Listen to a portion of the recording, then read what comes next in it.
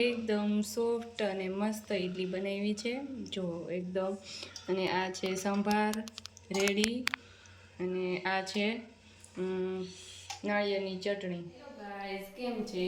જય શ્રી કૃષ્ણ. મારી YouTube channel પર તમારું સ્વાગત છે. ચલો ગાઈસ, તો આજે અમારી ઘરે ગેસ્ટ આવવાના છે, તો આજે અમે સાઉથ ઇન્ડિયન ડીશ બનાવવાના છીએ. તો તેમાં અમે બનાવીશું ઇડલી, સંભાર અને ચટણી. તો ગાઈસ, ત્રણેય આઈટમ એક સાથે આવશે, તો અમારો વિડીયો લોંગ હશે, તો તમે ઠેઠ સુધી જોજો.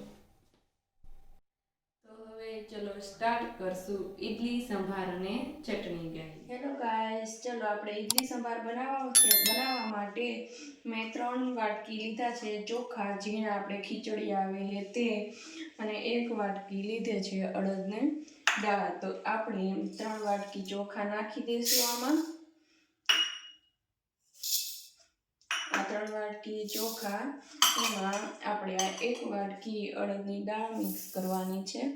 ચલો આ બધું મિક્સ થઈ જાય પછી આપણે એમાં પાણી નાખવાનું છે ધોવા માટે. આપણે પાણી નાખી અને એકદમ મસ્ત સાફ કરી નાખશું. અને પછી આ પાણી આપણે વેસ્ટ પાણી કાઢી નાખશું. ચોખા ને દાળને હવે ધોઈ નાખ્યા છે, અને હવે આપણે તેમાં પાણી નાખીને 4-5-7-8 કલાક માટે આને રાખી દેશું.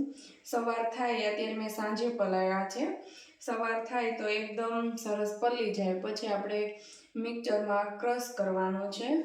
અને આનો જો લોટ હોય ઇડલીનો, તો એને લોટ સવારમાં તમે એમાં આથો મૂકી દો તો પણ ચાલે.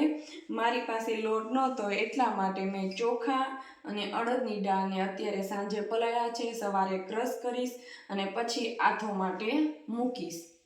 The next day. Hello guys, આપણે રાતે પલાળ્યું હતું, આ સવાર થયું પલળી ગયું છે. હવે મેં આ બાઉલમાં થોડું લઈ લીધું છે અને થોડું કમથું પેલું પલાળ્યું હતું ને પાણી છે એ થોડુંક નાખશું ક્રશ કરવા માટે.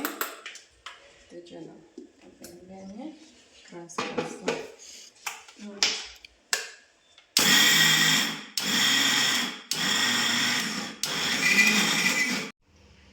ચલો આપણું બેટર છે તૈયાર. તો આ કરકરું આપણે કર્યું છે, જો આવું કરકરું કરવાનું છે, એકદમ પીસી નથી નાખવાનું.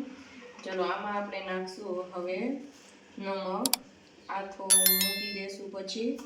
અને હવે સાંજે આપણે આની ઇડલી બનાવીશું. તો ચલો આપણે હવે સાંજે મળશું. આથા માટે મૂકી દઈએ, કેવો આથો આવ્યો તે જોશું આપણે. ઇડલી સંભાર બનાવવા માટે મેં લીધું છે તુવેરની દાળ 2 કપ. તમારે જેટલા માણા હોય એ પ્રમાણે સંભાર મેં બનાવવાનું. અમે છીએ જાજા, તો 2 કપ લીધી છે. ચલો તો હવે આપણે આને પલાળીને પહેલાં બાફી નાખશું. ચલો આપણે આને બાફવા મૂકી દઈએ.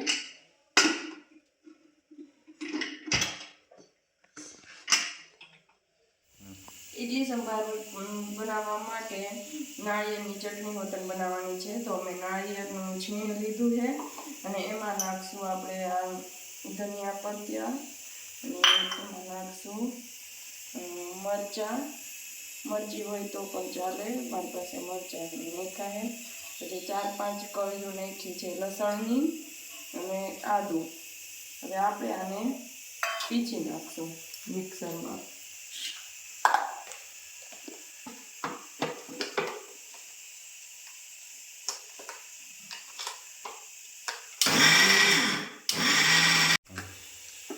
ચટણી થઈ ગઈ છે તૈયાર. હવે આપણે ચટણીને તડકો મારશું. ચલો ગાઈઝ, આપણે આ ચટણી વઘારવા માટે મેં તેલ મૂક્યું છે, અને એના માટે મેં મીઠા લીમડાના પાન અને મરચું લીધું છે. તો ચલો ગાઈઝ, આપણે તેલ આવશે હવે. તો અને બાજુમાં આપણે દાળ ચડે છે સંભાર માટે, તેનું એવા તોડો એવા કરશે. તેલ આવી ગયું છે, આપણે નાખશું રાઈ, એના પછી નાખશું થોડી ઘી, અને નાખશું આ બધું મરચાંને તૈયાર. હવે આપણે એ તડકો નાખવાનો છે આ ચટણીમાં.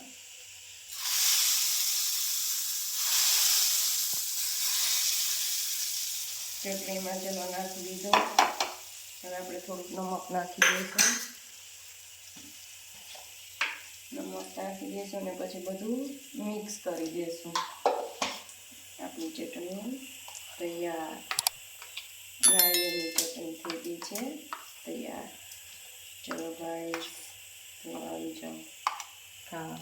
ચલો મારા વિડીયોને લાઈક કરજો, શેર કરજો અને સબસ્ક્રાઈબ. દાળ બફાઈ ગઈ છે અને આપણે થોડીક બ્લેન્ડરથી ક્રશ કરી નાખી છે.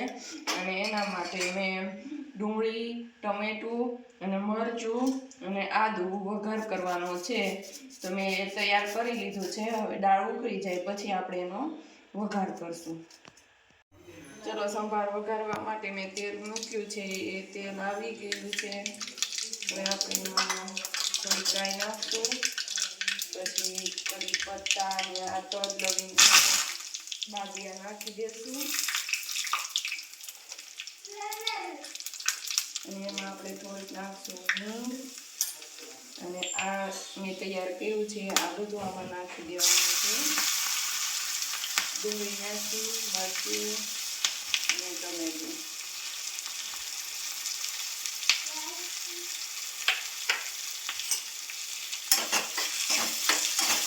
એમાં નાખી દઈશું હિંગ અને નાખી દઈશું થોડું નમક, મીઠું સ્વાદ માટે.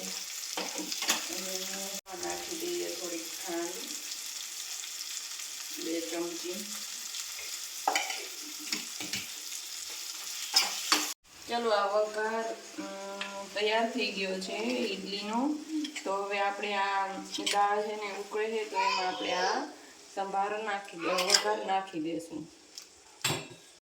હવે આપણે આ દાળને થોડીક વાર ઉકળવા દેશું અને પછી ઉકળશે પછી આપણે છેલ્લે લાસ્ટમાં લીંબુ નાખશું. ચલો હાથમાં આવીને આ તૈયાર થઈ ગયું છે આપણું બેટર. હવે આપણે થોડું આમાં ડીશમાં નોખું કાઢી લેશું. પછી આમાં આપણે નાખશું ઈનો.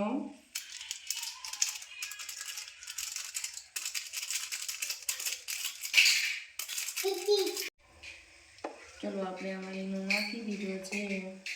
તો હવે જરીક આમ હલાવીને પછી હે ને આપણે આ ડીશ મૂકશું. પાણી જો ઉકળી ગયું છે તો એમાં ડીશ મૂકશું અને પછી આ પીછીએથી આમાં બધી ઓઇલ ફેરવી દઈશું એટલે ઈડલી ચોટે નહીં એટલા માટે. અને હવે આપણે આ બેટરમાં ઈનો નાખ્યો તો તે હવે નાખી દઈશું આમાં.